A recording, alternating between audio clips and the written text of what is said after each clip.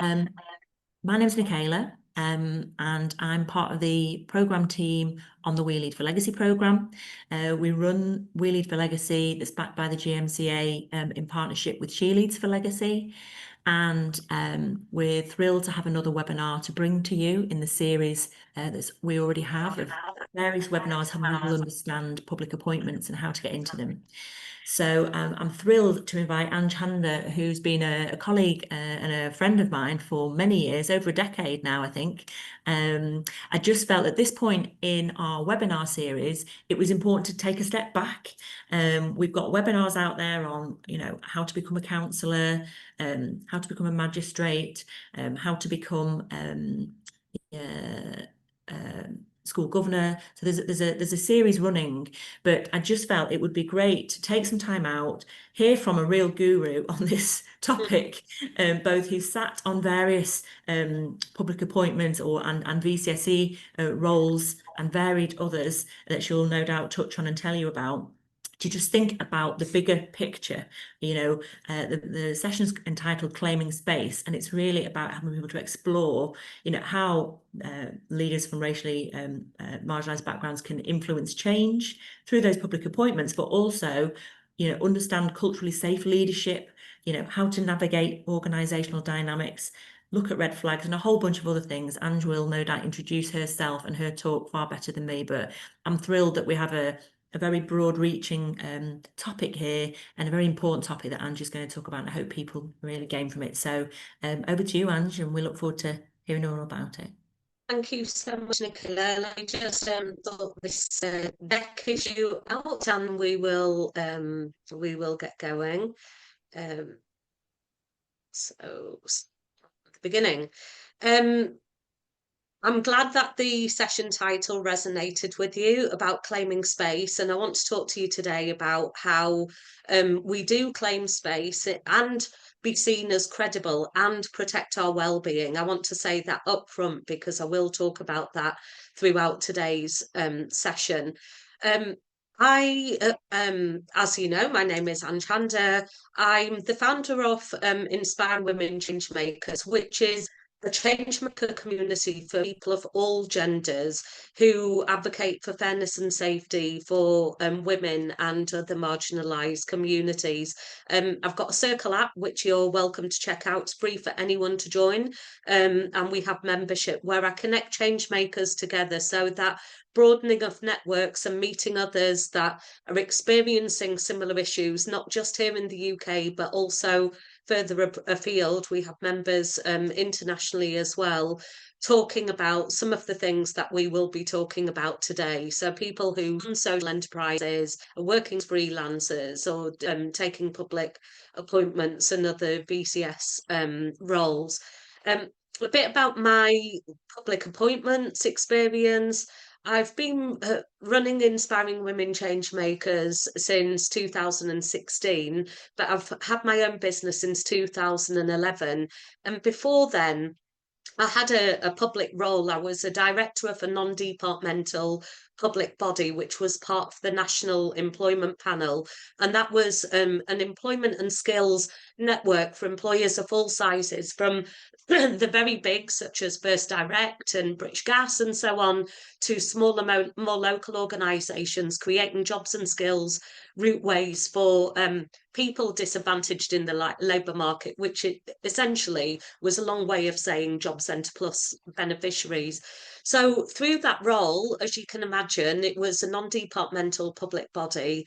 And that was really my first roots into public life from 2005, 2003 onwards.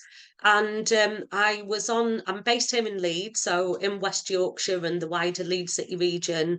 I was on the Employment and Skills boards. I was on the sub-regional investment panels governing pots of money up to £55 million. Then I became a member of the Bradford Employment and Skills Board, and then the Leeds City Region Employment and Skills Board, and also doing freelance projects, doing tenders of and partnership agreements of over 15 million. So my roots into this and my credibility, I suppose, were already there because of my job role. I was based in the Chamber of Commerce, so I had networking opportunities through that, and I later became their head of employment and skills partnerships too. But you know, there's a difference between being employed and running your own organisation, because my thought process when I left was, what about these roles now? Who is going to want me on their board? You know, will I still maintain those networks? Will I still have the same contacts?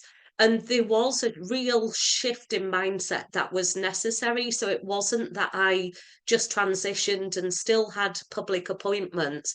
Not at all. It was a bit of it was a strange kind of confidence knock, if you like, back in 2011 when I struck it out on my own.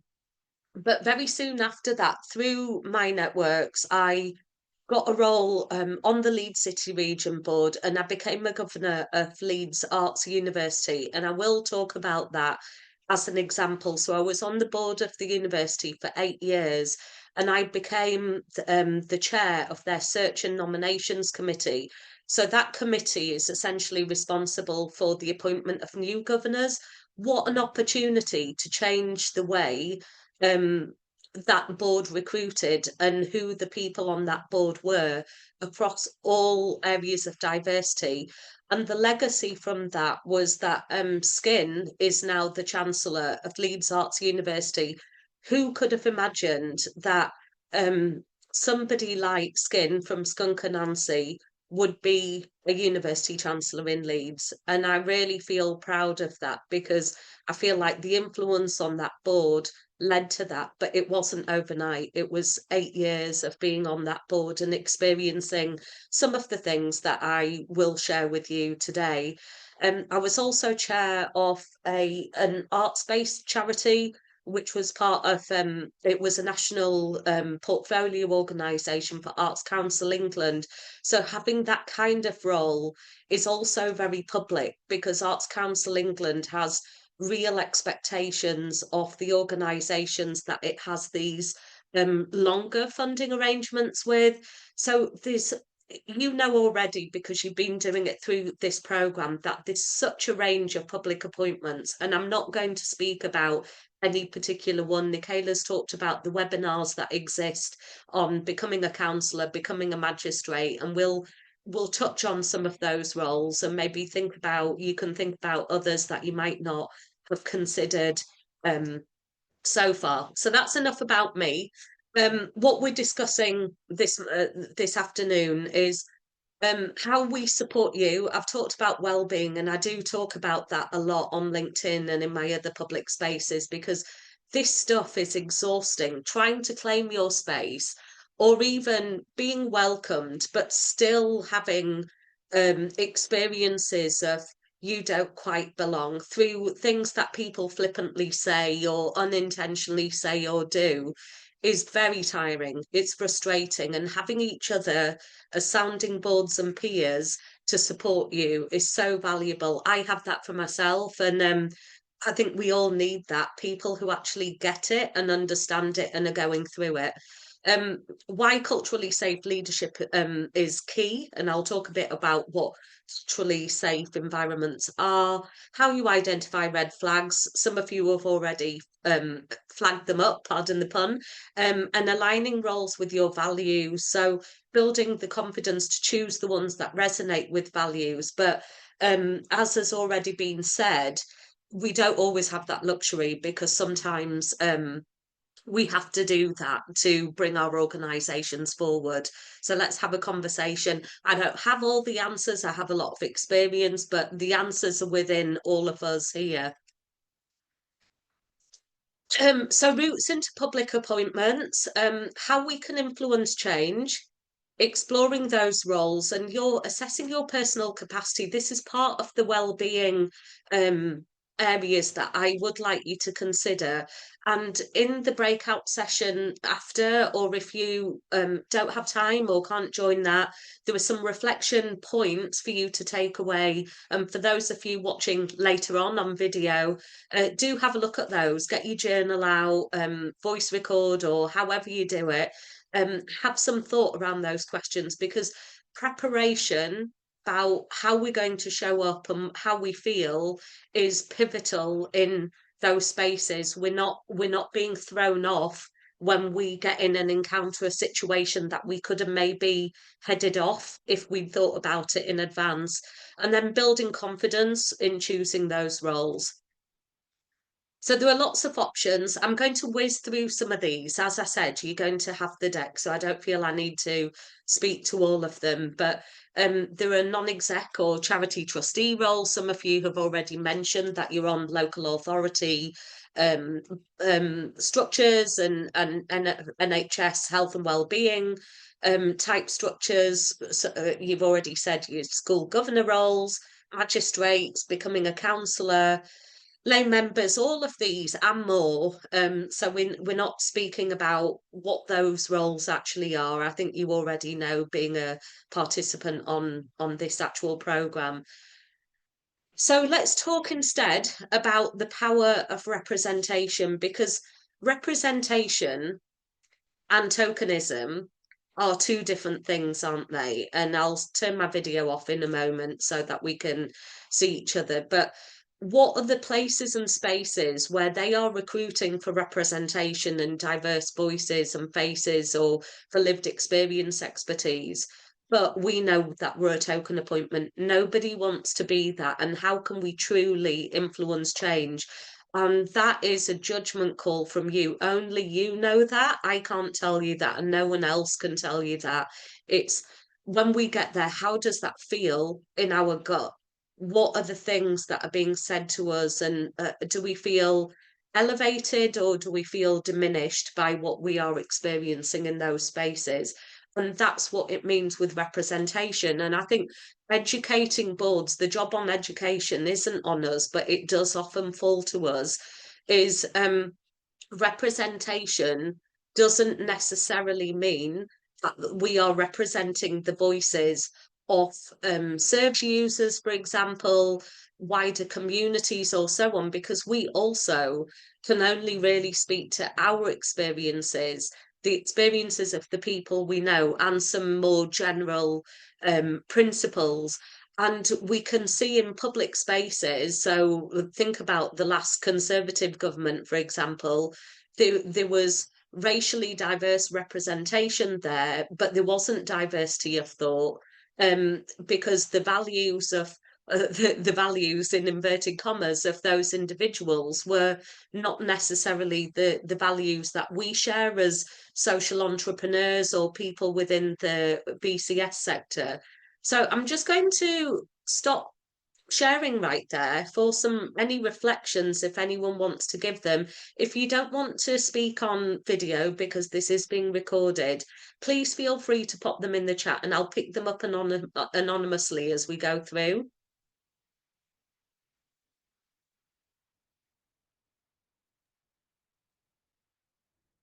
I think you're definitely speaking truth to power and saying what the experience is like, and it's quite refreshing to hear that, because I think sometimes it can easily be said, oh, you just need to do this, this and this, without realising the barriers that people often experience when trying to.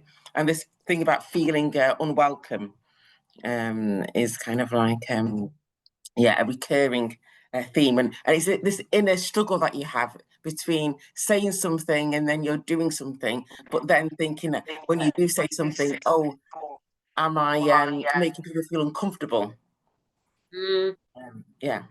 Yeah, but this, so Erica, that's a fantastic point, because where again, it's all about the balances, because yes, people might be feeling uncomfortable, but so are we. So it's where's the trade-off, or where is that balance?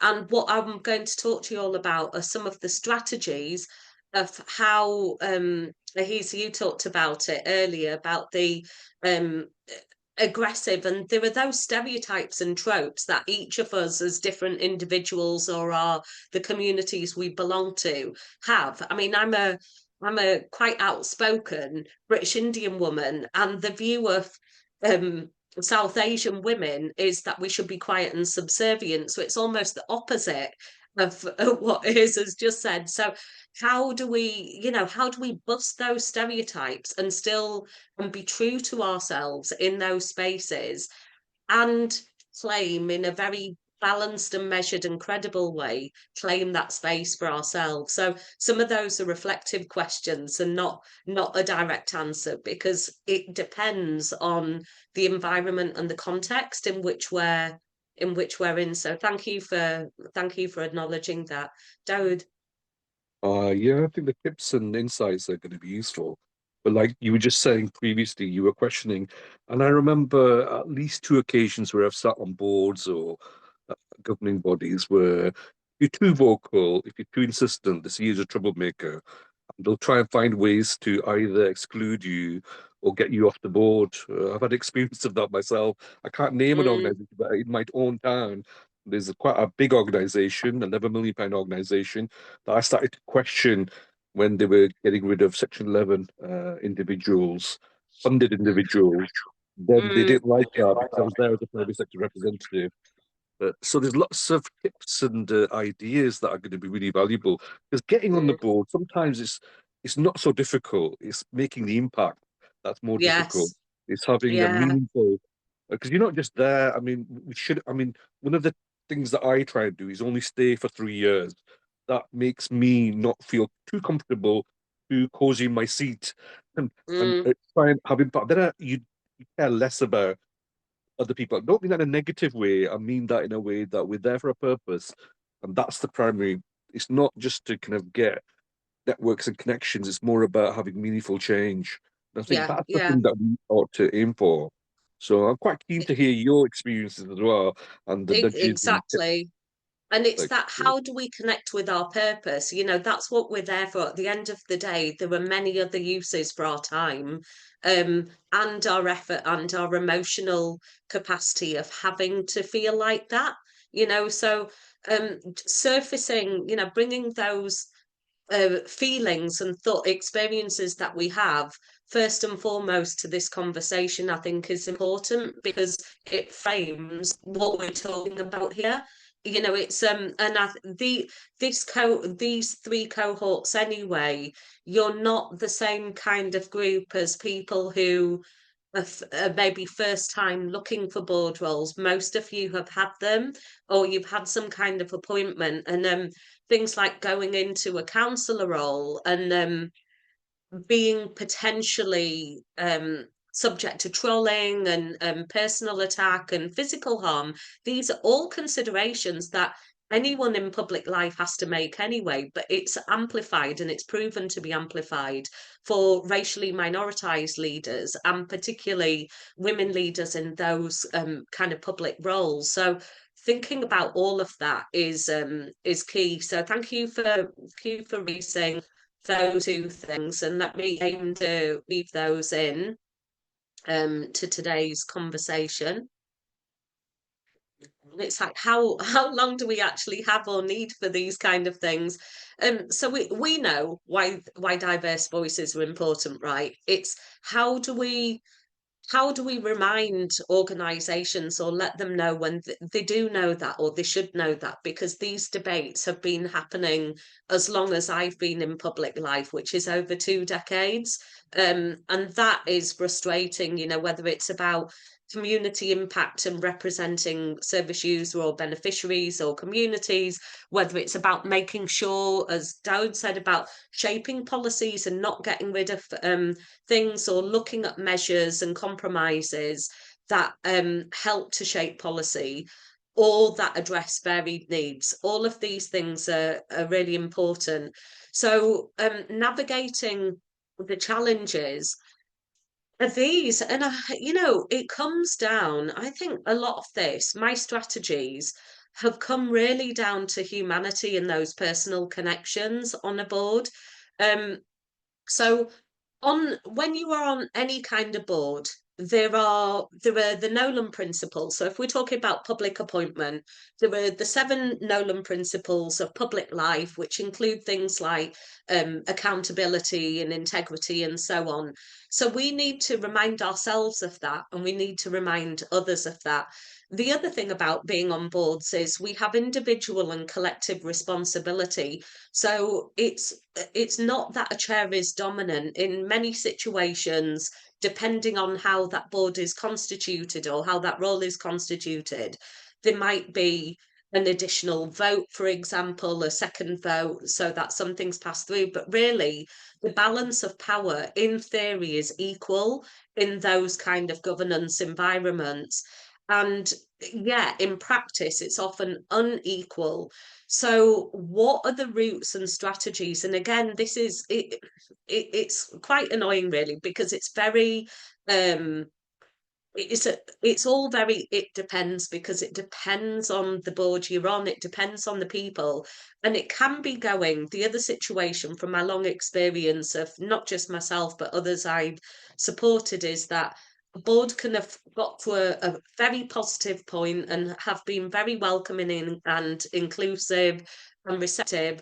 All it takes is a new chief exec, a new leader of the council, a new change in political leadership, and so on, and you're starting from scratch or almost from scratch right away. So for us as racially minoritized leaders, we also think about what are the policy or structural practice changes that we can get embedded so that this continues, and that even when I go or when somebody else arrives, they are not going to have to experience that. So these are also the things that we have to consider. And so talking about very basic human rights principles, I found has worked for me, and using things as a lens, because I do believe that all human beings, well, maybe not all of them, maybe not Trump, are basically good at heart. They're good, they're fair, they're respectful. Sometimes there is division because there's lack of understanding and awareness, and we have to decide if we're going to put our energy there, and if we want to do that education piece or in that moment later on, or not at all. But I feel like talking about decision making through the lenses of, and I'll pop them in the chat: fairness, respect, quality, dignity, and autonomy, a very helpful way to frame discussion, and with open questions about who are we including and who are we excluding. So you don't actually have to name who those groups are. You can very subtly do it, and that is a strategy that I sometimes use. So I'm not saying you use these things in every single environment, but thinking about, as I say, fairness, let me type these in here: fairness, respect, equality. And I'll give you an example in just a moment as well.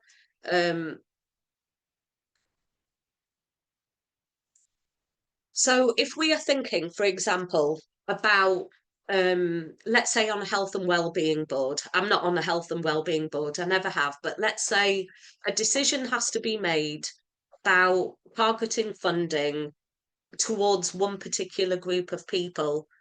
And you know that is unfair because you have some cultural knowledge, or you have some knowledge of that community. That means that policy, or that the way the funding is being targeted, will exclude that particular group.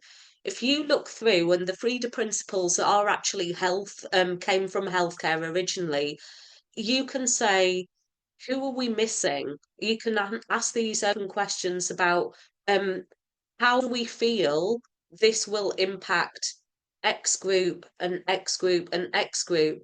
And it opens by asking open and curious conversations.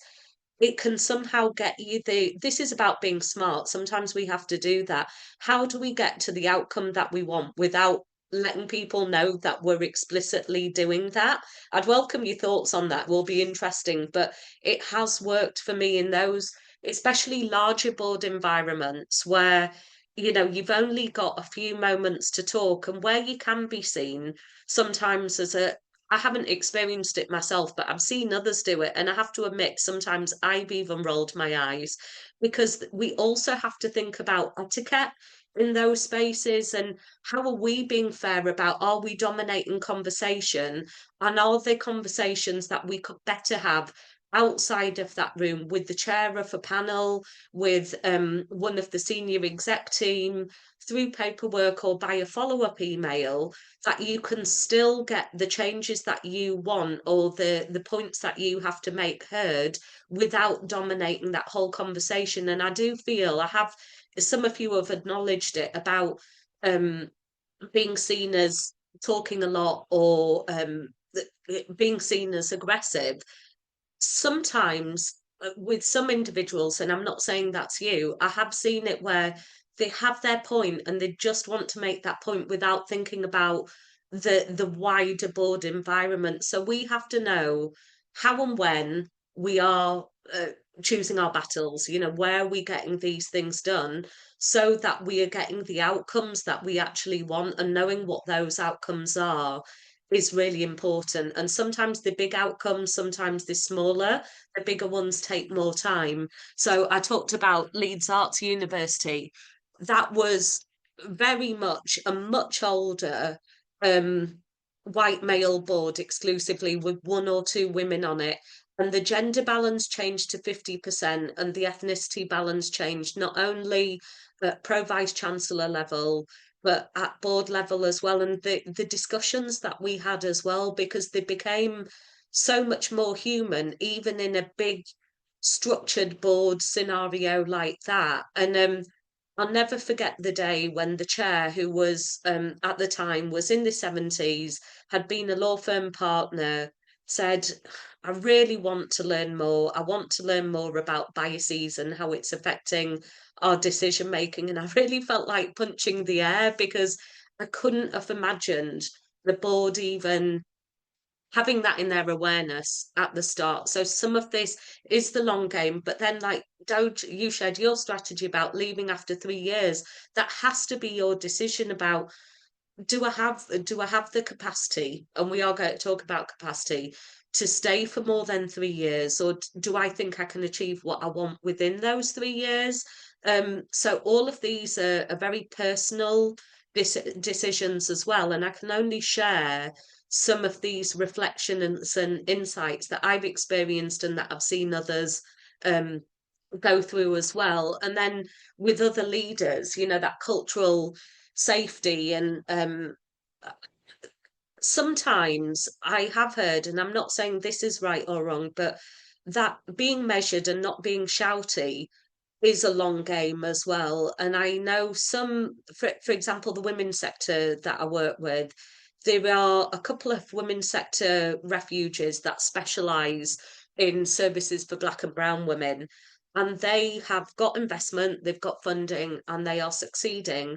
And there are one or two that haven't. And the difference is, well, part is the local authority where they're located, but part is the behaviour of those leaders, where they can't moderate their emotions, and they're not moderating their own health and well-being. So what the consequence of that is, when you're upset and frustrated, if you're not careful, it can all spill out in a meeting, and that's never going to be an effective strategy for you. And it doesn't mean that you should hold back from what you're thinking, but emotional correctness and the way we say things is about how we remain true, by saying, this is how I feel, this is what I've seen, and this is what the data says, as opposed to political correctness, which is speaking over people and making them feel wrong. That is often not the way to form that connection and to get people discussing the issues with you openly. So it's balancing all of these three things about our cultural safety and maintaining that, because we're the only people we can control. We can maybe influence others, but the only people who we can have real degree of capacity to change is our very selves. How we address leadership changes through that influence, and how we protect our authenticity as well. So this is a huge area, right, that we could be talking about for weeks on end. But this is where I have found that the self-reflection stuff that I'm going to give you at the end of today's session has been helpful, because I've really dug deep into what truly matters to me, what is my purpose, what do I want to shift in society, and what are the places and spaces that I'm willing and able to go to in terms of my capacity and my personal situation. So I'm just going to stop there for a moment, because that was quite deep, and I'm sure it set off a lot of thoughts, and whether you agree or disagree, it doesn't really matter. Those are my personal reflections and experiences of what I've witnessed myself.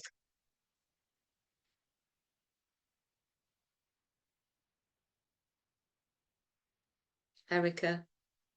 What you say about sometimes people's feelings bubbling over, and then people becoming their worst enemies. I think I hear what you're saying there.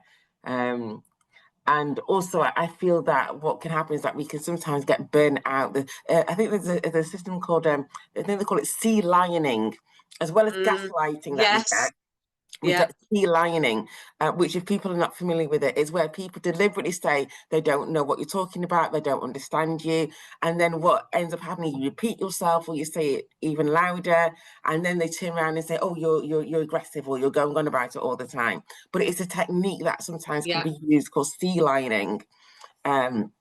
But also, I think a point that you mentioned, sometimes it can be very exhausting for us, this idea of weathering. We end up having battles with our own communities. Sometimes our own communities aren't always as friendly as they could be to us. Yeah. So you've got your tensions within your own communities, the community that you're trying to help, and other organisations being attacked from within. But also, then you've also got other organisations that are not always putting out the red carpet for us, are very suspicious of us. The subtle laws apply to us. I love that. I think, sea lioning is definitely a technique. So what I didn't say at the start was my big story, if you like. I'm also a professional speaker. Was I led a global legal and media campaign on a woman seeking asylum on the grounds of female genital mutilation, the risk of that on her two young daughters, and it got 126,500 signatures on change.org. It was in the Guardian, it was on ITV. Do you know this emotional correctness that I talked about earlier? I'm going to explain that a bit more, and I'll talk about trolling. Is as well, I can see that in the chat, is very much about how you present something, because the one thing nobody can dispute is how you're feeling, because they don't know. Only you know how you're feeling, right? But also not attacking others for their point of view, and recognizing, picking out when someone's sea lining or trolling. So trolling is the worst version. It is when you are attacked. And in that space of female genital mutilation, particularly, some of the fantastic campaigners and advocates that I know have had rape threats, they've had death threats, and that happens to women in public life a lot. This sexual undertone abuse, and then also race on top of that, and gendered. And I'm going to expand, yes, on emotional correctness and political correctness, and I'll actually include a video for you all as well, a brilliant TED talk in that. So with that, sea lioning is, as you've explained it so well, Erica, it's when someone leads you down the garden path, right? They're saying, "Oh, can you talk about that?" But they want to have that aha moment. They want to say, "Gotcha." And that's what sea lioning is, because they're not directly attacking, they are just leading you on. So spotting that, what's genuine curiosity and what is sea lioning, how do we discern that? And the best way I've done that is to build a benchmark. So if it's on social media, I go and look at their profile before I even decide I'm going to respond. So that's one way you protect yourself. In a meeting, it's a bit harder. You can still look at their social media, but in a meeting, how are they behaving with others? You know, is your gut feeling true? So do you feel like they're constantly diminishing what you're saying and not others that don't look like you? Do you feel like you are having to explain yourself a lot more than others? Because all of those are examples of sea lining. In public appointments, on boards, the trolling is less because someone would have a grievance. There'd be a process to get rid of those. So directly, it's very unlikely that you're going to experience that in a board setting. As part of your role, you might, and this is where the physical attacks or people sharing something you've written with a nasty remark and encouraging others to pile on, they're called internet trolls. So they're sitting there behind the keyboard, You've all seen it. You've all seen it on social media and campaigners we follow and so on. I didn't have any of that because of the what I talk about, emotional correctness, and this is about our authenticity. Do I know what I believe in and why I feel like it's the right and fair and just thing to do, and talking about it in those terms, using fact over emotion. So but as a professional speaker, what I can say is data doesn't win audiences. And neither does story alone. You need to combine the two. So for you as leaders in those spaces, how can you combine having prepared what you want to say and giving a good case example behind it? So almost telling the story around case studies or scenarios that you know.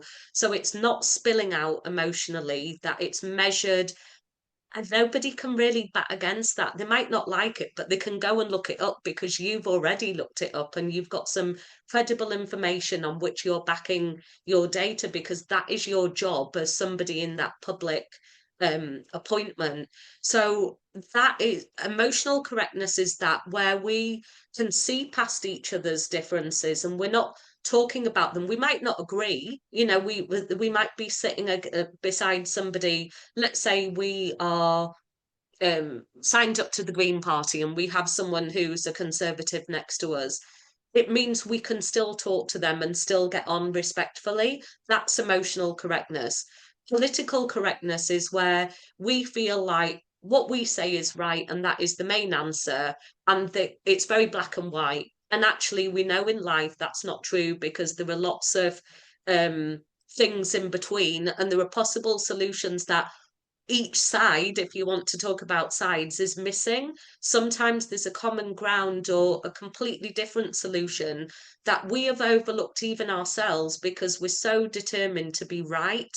And that is what happens in public spaces. That's why sometimes we get pushback because someone else wants to be right or we want to be. And so a lot of that is about personal humility as well, feeling balanced and grounded within ourselves. And this is, Erica, you talked about burnout, you know, making sure that we turn up to things as grounded and as balanced as possible. You know, before I do any kind of workshop, go outside for 10 minutes. So even if it's just stepping outside my door, I think about what I want to say. You know, I'm prepared. If I go to a board meeting, likewise, and I don't do anything in a rush. So, and I've read my papers, you know, all that preparation is not just the reading of the board papers, it's the personal as well. And then I remember Khadija Ibrahim. If you haven't come across Khadija, is a famous spoken word artist and poet. And Khadija, I did facilitated a session called Disorienting Race at Leeds Beckett University a few years ago. And she said something which was, so she has long, very long braids. And she said, when I get up in the morning, I decide how I'm going to respond when someone touches my hair. That is, this thing about how we're going to be on boards is like the emotional equivalent of, are you touching my hair today? You know, how are we going to respond if somebody pushes our buttons? It was such a powerful moment for that. And I can't directly relate to it because I don't have braids. But what I could relate to was that feeling about if someone pushes my buttons culturally, how am I going to respond today or in that moment? Does anyone else? We've got Eric and Dawood engaging. It's his was my explanation of emotional and political correctness okay for now, and I'll send a longer video to you as well. Yes, 100%. It just gives more clarity on, especially when we're dealing and putting when you're in these spaces and you're understanding how to apply these strategies, so that you would not be on being balanced when you're having the conversation and you're being over emotional, and yeah, so it makes us present things in a smarter way and still get the outcome and make impact. Exactly. It is about being smart. We already, to be in those roles, I just want to say, all of you have had to work 10 times harder anyway to get on that role in the first place. Dawood, I know you said getting on the board isn't the thing. It's what happens when you're there. Actually, let's also acknowledge that it isn't so easy. And sometimes you do feel like you're the token appointment or justifying your presence on that board. So, you're already having to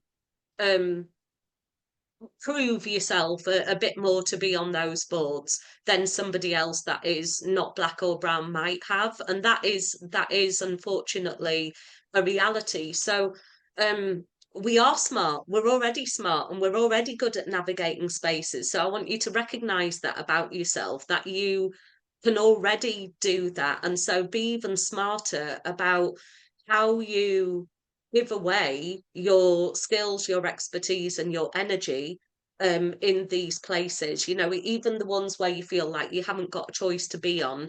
But let me bring my deck up, because I'm aware we're already at 1 o'clock, and I want to wrap up some of this before we have the round table.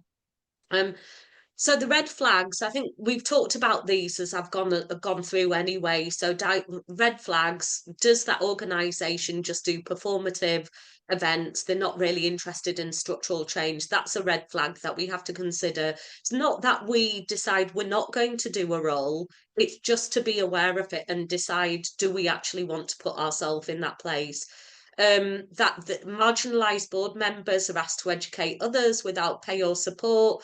A key one I've added here is an equality lead role when you're not an EDI practitioner. Now, for my charity arts charity chair appointment and the university role, I was appointed because I'm a specialist in governance and equality, because that is my profession. Just because I'm brown doesn't mean I'm a good EDI practitioner, because anyway, equality, diversity and inclusion looks at 9 protected characteristics in the workplace, including disability, age, gender reassignment, and so on, and other characteristics that are not protected by the law, but we need to consider. So that to me is a red flag, because it shows a lack of understanding or a thought process that EDI is about just race, and sometimes it's just about race and gender and other aspects like sexual orientation and disability that kind of missed or pushed to the background. So those are some things to think about, that they showcase underrepresented groups. You don't want to be a token appointment and your picture splashed everywhere without any, that's the only recognition of you, without the skills and experience learned and lived that you will bring to that board, and not to be boxed as well. So if you are taking an equality role or you're on a race equality role, there's a lot more to your work. There's a lot more depth and a lot more skill than just that bit of your identity, right? So not making assumptions about your capabilities based on your identity. So then navigating those unsafe cultures, ask questions during the recruitment and onboarding to figure that out. So I've talked about the red flags. You can form some questions around those. So what does the organisation do around diversity, equity and inclusion? What professional development or training do you offer? What's the process for having discussions with the chair or with the team if there's something I need to discuss outside of those meetings? So those are all critical questions that you can ask before you decide to take something on. And protecting your well-being. So things like the counsellor role, I am going to pick up on that because it's a very public facing role. And as Erica's acknowledged, skinfolk ain't kinfolk either. People from within communities can also want to undermine us or attack us or disagree with us publicly. And that puts us sometimes in harm's way, whether it's psychological harm or physical harm. Two of my Inspiring Women Changemakers community members are counsellors, or rather one was. One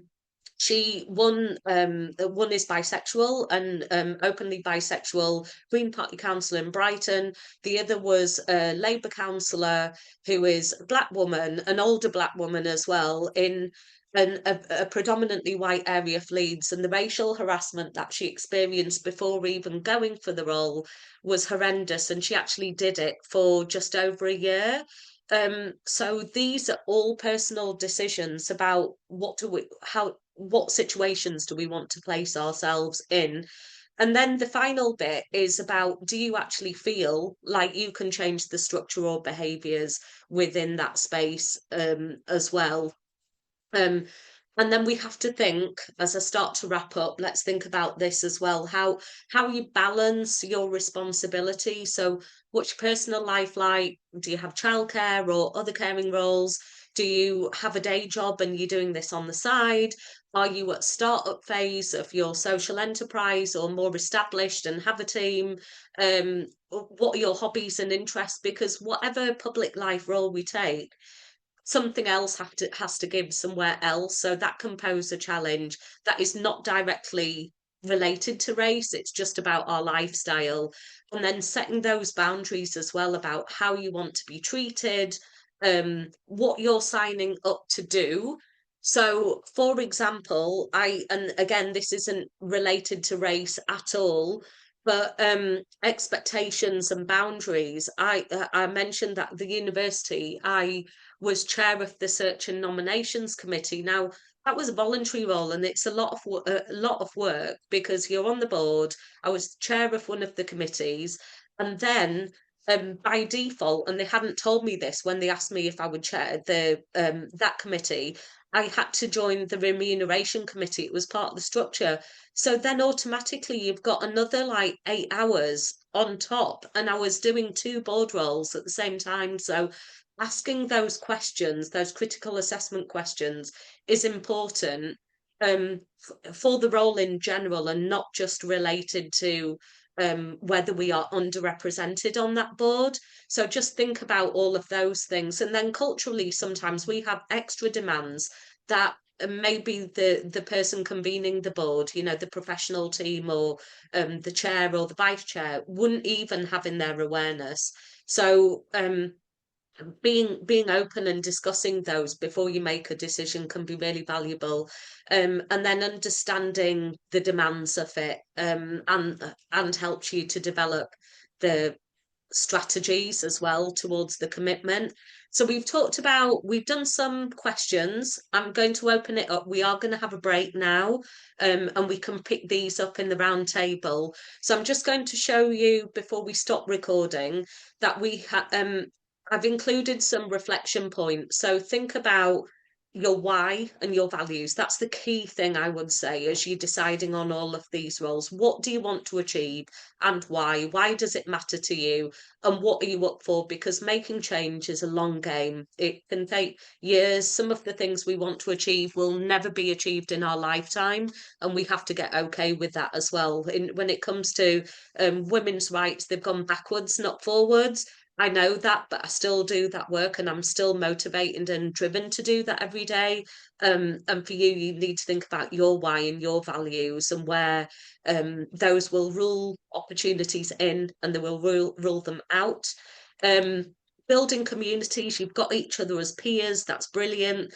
You know, keep building that network. We haven't really had time to talk about networking. It is a session that I run elsewhere through funders like Unlimited, for example. But really, that is about how you find like-minded people, and that doesn't necessarily mean like-minded because of the colour of skin or faith or anything else. It's people with who our values are aligned with and who get what we're going through. And then some reflection to reinforce your growth in this whole journey, because it is an ongoing journey. I've done it for 20 odd years and I'm still learning, and I'm no doubt learning from all of you as well. Nicola, I'm going to hand back to you now.